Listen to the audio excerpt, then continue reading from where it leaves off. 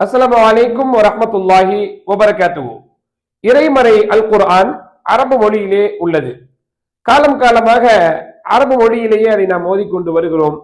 அதனுடைய அர்த்தம் நமக்கு தெரிவதில்லை.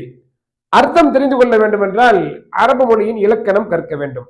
வாருங்கள், அரபு மொழி இலக்கணம் கற்போம். இலக்கணம் கற்க வேண்டும் என்றால் முதலில் நாம் அரபு மொழியிலே இருக்கிற வினை சொற்களை அறிந்து கொள்ள வேண்டும். வினை சொற்களுக்கு ஃபெயல் என்று சொல்வார்கள், ஆங்கிலத்தில் வெர்ப்.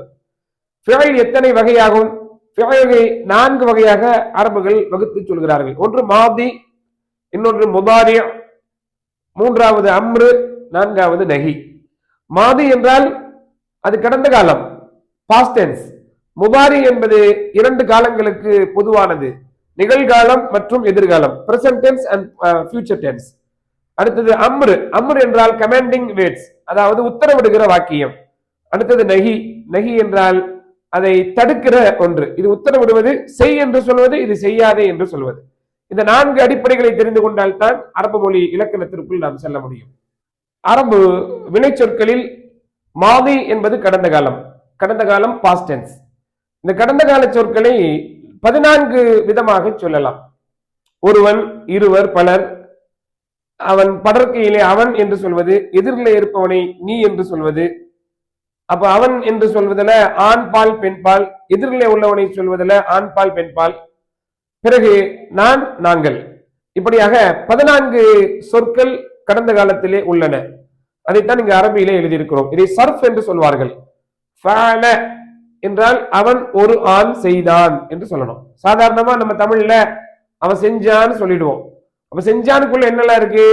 அவன் செய்தவன் ஆண்னு தெரியுது, ஒருவன்னு தெரியுது, கடந்த காலத்துல செய்தான்னு தெரியுது. எனவே அதை பிரித்து இலக்கண வகைப்படுத்தி சொல்கிற பொழுது அவன் ஒரு ஆண் செய்தான் என்று சொல்லணும். ஃபஅல.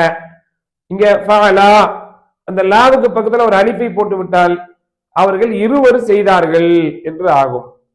இதன் எனவேதான் குர்ஆனிலே நம்ம சொல்லும் பொழுது ஒரு ஃபத்ஹை, ஒரு ஜபரை அந்த அளவுக்கு தான் உச்சரிக்கணும். அதை நீட்டி உச்சரித்தால் அர்த்தம் மாறிவிடும் என்று ஏன் சொல்கிறோம் என்றால், இந்த ஃபஅல அப்படிங்கிறத ஃபஅலா என்று சொன்னால் அவர்கள் இருவர் செய்தார்கள் என்றாயிடும். அவர்கள் 2 ஆண்கள் செய்தார்கள். ஃபஅலு, அவர்கள் பல ஆண்கள் செய்தார்கள். இந்த 3மே ஆண் பால். எதிரில் இல்ல, அதாவது தூரத்தில் இருக்கிறவங்க, படர்க்கை என்று சொல்வார்கள்.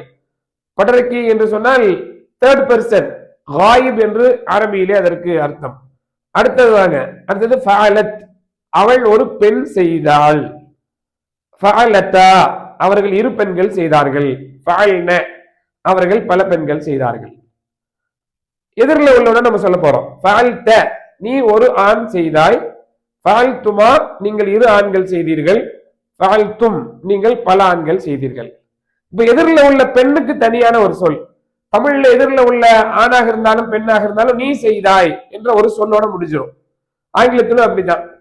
அரபியில எதிரில் உள்ள ஆணுக்கு ஒரு சொல், எதிரில் உள்ள பெண்ணுக்கு ஒரு சொல்.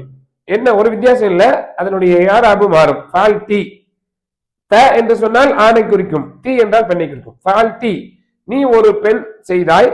ஃபால் துமா, நீங்கள் 2 பெண்கள் செய்தீர்கள். ஃபால் துன்ன, நீங்கள் பல பெண்கள் செய்தீர்கள். எதிரில் உள்ள பெண்பால் முடிஞ்சிருச்சுங்க. அடுத்தது ஃபால் து, நான் செய்தேன். ஃபால் நா, நாங்கள் செய்தோம். இப்படி 14 சொற்கள் இருக்கின்றன. கடந்த காலத்திலே நாம் வினை சொல்லில் ஒரு வார்த்தையை சொல்ல வேண்டும் என்றால் 14 விதமாக சொல்லலாம். இதை சர்ஃப் என்று சொல்வோம். ஒரு சொல் எப்படி இன்னொரு அர்த்தத்துக்காக தன்னை மாற்றிக்கொள்கிறது என்று அதற்கு அர்த்தம்.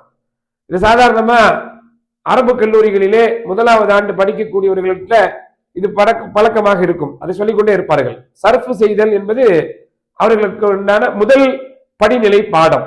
இப்ப நான் ஒரு தடவை சொல்லி காட்டுகிறேன் பாருங்கள். ஃபஅல, ஃபஅலா, ஃபஅலு, ஃபஅலத், ஃபஅலத, ஃபஅல்ன, ஃபஅல்த, ஃபஅல்துமா, ஃபஅல்தும், ஃபஅல்தி, ஃபஅல்துமா, ஃபஅல்துன்ன, ஃபஅல்து, ஃபஅல்னா. இதுதான் கடந்த காலத்தினுடைய 14 சொற்கள்.